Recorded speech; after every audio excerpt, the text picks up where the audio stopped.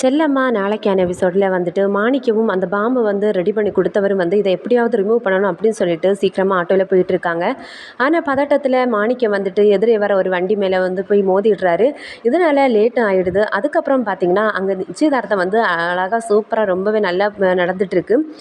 அங்கே வந்து பார்த்திங்கன்னா மனோகரும் மரகதவும் அந்த தேங்காவை பார்த்துடுறாங்க. பார்த்துட்டு நம்ம வீட்டுக்கு இதை எடுத்துகிட்டு போயிடலாம், நமக்கு சட்னி அரைக்கிறதுக்கு தேவைப்படும் அப்படின்னு சொல்லிட்டு அந்த பாம் இருந்த தேங்காவை வீட்டுக்கு எடுத்துகிட்டு போயிடுறாங்க. அதுக்கப்புறம் பார்த்திங்கன்னா மலர் ஒரு சைடு நின்றுட்டு அழுதுட்டுருக்காங்க. ஸோ செல்லம்மா போய் கேட்குறாங்க, ஏன் நீங்கள் இங்கே தனியாக நின்றுட்டு அழுதுட்டுருக்க, என்ன ஆச்சு அப்படின்னு கேட்குறாங்க. மலர் வந்து அழுதுகிட்டே சொல்கிறாங்க, இல்லைம்மா நீங்கள் என்கிட்ட பேசவே இல்லை, அதனால தான் எனக்கு ரொம்பவே கஷ்டமாக இருக்குது, அதனால தான் இங்கே தனியாக வந்து நின்றுட்டுருக்கேன் அப்படின்னு சொல்லிட்டு இருக்காங்க. அதுக்கப்புறம் பார்த்திங்கன்னா மாணிக்கம் வந்து வீட்டுக்கு வரார். வீட்டுக்கு வரும்போது மேகா, மனோகர், மரகதம் எல்லாருமே வீட்டில் இருக்காங்க. வந்து சொல்கிறாரு, நீ அந்த பாம்பை வந்து ரிமூவ் பண்ணி ஆகணும், இல்லைன்னா நான் வீட்டில் எல்லாருக்கிட்டையும் சொல்லிவிடுவேன் நீ தான் அந்த பாம்பை வச்ச அப்படிங்கிற மாதிரி மாணிக்கம் மேகாவை சொல்கிறாங்க.